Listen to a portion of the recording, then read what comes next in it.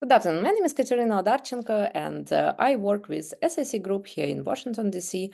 on communication projects and PR projects, and of course, organizing of elections. So today in this video, we will analyze Kamala Harris' speech on the National Democratic Convention. And here I prepare for you full transcript from official press release from Vice President Harris' office. And you also can feel free to go to DNC website and watch this speech fully. Just to give to you main points from speech, I will use only the press release where you can see full structure of speech and as a communication professional and campaign manager, I will analyze structure of this speech. Of course, we saw that first part of campaign, Harris-Walz campaign, its connection with emotions. So it's called in our profession honeymoon period. So people want to know Harris as a person, and people interested to know what is like her personality and her position different from Joe Biden. So here, firstly, we see pretty classical, pretty standard points like thank you so much, good evening. But what we see in these points, we see Harris as a person and we see Harris as a wife. So we see that she points attention that she have wedding anniversary, and it's important because we analyze it a lot when we discuss like ladies prime minister and also my clients who was prime ministers and president in European countries, that if it's lady nominee, it's hard to show that she's successful in personal life and in professional life. So because some people in focus group said that like if lady too tough, she can be like successful in personal life. One more time, it's a quote from focus group. So here in first part of this message and this key speech, we see her as a person who's successful in professional and successful in personal life. One more time, when she talked about Joe Biden, and it was fully understandable message of DNC this year, that Joe Biden and his legacy, it's impressive, and that all Democratic Party give big honor to Biden's legacy. And we see this connection. It's very important because this transition from Biden to Harris was pretty fast transition, and we must see this connection. Also, you can see that she not talk about Walz as a politician, so he talk about him as coach Walz. So one more time here, we discuss a lot like connection and archetype of Walz. So he not classical representative, and he have a little like story which looks like the same for J.D. Vance, who also grew up in Ohio, but then he go to Ivy League. And like Tim Walz, he have pretty tough, pretty challenging life, and he not from elites, but he still coach Walz. So he still very connect with people. He still do like YouTube videos about how to fix your car, and he very close to working people. So it's the same messages as Ocasio-Cortez give in her speech, and you can saw my analysis on that in our last video on SIC Group YouTube channel. And also then we see her personal connection with her mother, and then she discuss this connection with her mother, her personal story. And it was interesting because she points a lot of connection and a lot of really messages in this personal story. So she said that she ancestors of migrants, that her mother as a migrant come to United States to work, and she was very educated. So in this situation, she worked with anti-message from Republicans that a lot of migrants come just to, I don't know, take some social benefits and like take American jobs, right? So in this story, she really worked with counter message from Republicans. She also points some issues on her heritage and ethnical heritage. And she also show in these stories that what her father give to her and what advices her mother give to her. But here it's not only stories, it's really these issues of personal character which Walter want to see, right? So Walter want to see wise person, like a sage archetype on in White House, but also very active person, leader. So these personal stories like also show her as a leader and show her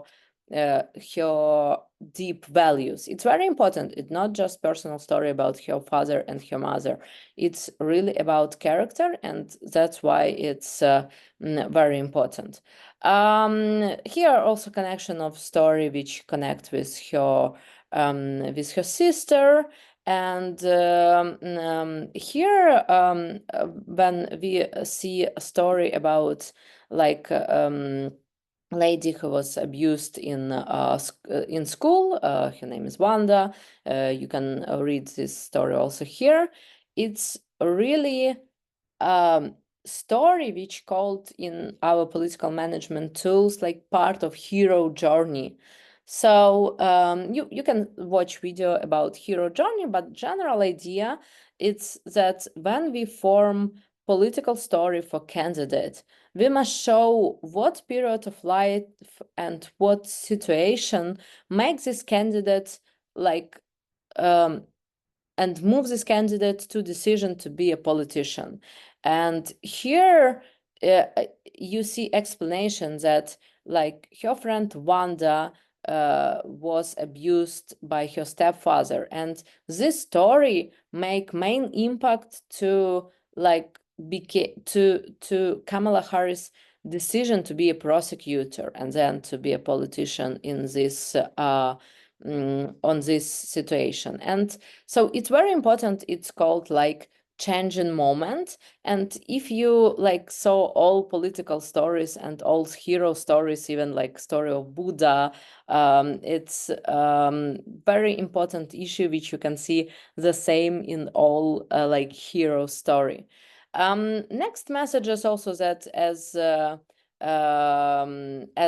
prosecutor, she worked for the people, right? So one more time, it's connection with the people, with Americans, and with different Americans. One more time here, we see that this message it must correlate with messages of Republicans, because like Democratic Party said that like Republicans not stand with all people. One more time, my issue here not to support one or other candidate, no way. I just analyze for you as campaign manager this speech and how it works, because we also wrote a lot of such speeches for our clients. Next situation, we see also connection of these messages that she wants to be a president for all Americans. It's pretty standard stuff. So really every president said that. And we saw the same message in Biden's legacy speech, which we saw on first day on convention. Then we see message box, which Vice President Harris used in every her speech originally. So one more time, it's called programming speech. So it's technically it's acceptance speech, but it's programming speech. So this speech used in a lot of town halls, meetings. This message is used by democratic surrogates. So it's message box, which next week also will be used on debates and so on and so forth. So here she connects her experience working as prosecutor and like fighting for the people, right? So and she also remember her attorney general work in California, and she also showed that she was with middle class against foreclosure. So she was against big for-profit colleges. She was against big banks. And she also talked in other messages about that she against big pharma. So here it's very, very important programming message which she use on every meeting with people and with communication with journalists. And of course, in her message box, she always use that Donald Trump message that Donald Trump was under trial, and that she said that he no like Donald Trump type, which more associate with archetype of big businessman and big capitalist. So if you listen Ocasio-Cortez, she also like they're more straight against this type of people. It's called like one more time like enemy image, because every politician must fight with something. It can be direct person or some like class or some enemy of their voters. And here you see also explanation of situation with Donald Trump and about like his position on national security, his position that he like can be like authoritarian leader. One more time, it's message box of Democrats, and I just analyze message box. If you want to analyze it with fact checkers, it's directly different YouTube channels. Here, we more analyze these tools as political management tools. Here, a little part of message box, which like issue-based message box. So you can see that she said that potentially Republicans can cut Social Security and Medicare. Republicans said different, but it's also very strong messages, because mostly people who support Democratic Party for now, they for that. And also classical message for every politician that we moving forward. We're not moving back, we're moving forward. Very classical. We work in 8 countries, and it's very classical for every country. It's image of moving forward, and every politician use that. So here also, when we talk about economy, so Democrats have issues that a lot of voters feel that economy go not so well. So one more time, she explained like generally her logic and logic of Democrats of working with small business, with labor unions, workers, and to grow economy. And also she compares that like Donald Trump also was like his part in national debt.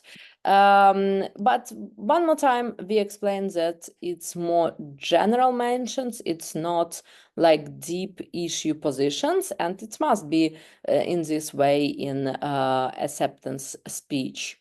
Also, if we also here we see abortion issue, and she show like dark story what will be with like women's health and pro-choice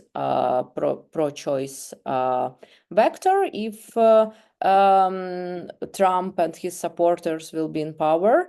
One more time, I just analyzed this speech. I not like push you to support anybody. So, but it's important for their voters. So here we see also message on this issue and message on border. So message on border, it's hard also for Democrats and for Harris, because Republicans had message in press that directly Harris was in charge for border security, and it was some issues with that. So here also it's new message for Harris, and it's different from Joe Biden, that she also take her attorney general experience and show that she fight with cartels and that she do really a lot for border control, and also message with NATO and with foreign policy. It's a message of supporting Ukraine and supporting Israel, because one more time, Democrats before have a lot of criticized that their position on supporting Israel was not so strong. So here, big part of this speech was connect with supporting of Israel. And of course, in the end, it's also very very classical that in the end, candidates always give pitch of emotion. And this emotion is connect with main character and main archetype of candidate. So here she used such words as freedom, opportunity, compassion, dignity, fairness, and endless possibilities. So all these messages, it's very emotional terms which give to us some feelings about Democrats and about these candidates, and also about like believe in God and about greatness of America, which Harris tried to connect, of course, with her personal story as not only vice president, but also ancestors of immigrants who came here to United States. So I hope that this analysis of acceptance speech was interesting and useful for you. And if you want to work with SAC Group here in Washington, D.C., with me directly as campaign manager and PR professional Kateryna Odarchenko, please text us, contact us, and we will be happy to write such speeches also for you in your campaign, or to work on other communication tasks. So happy to share my knowledge with you, and good luck to you in your political and communication aims. My name is Kateryna Odarchenko. Bye-bye.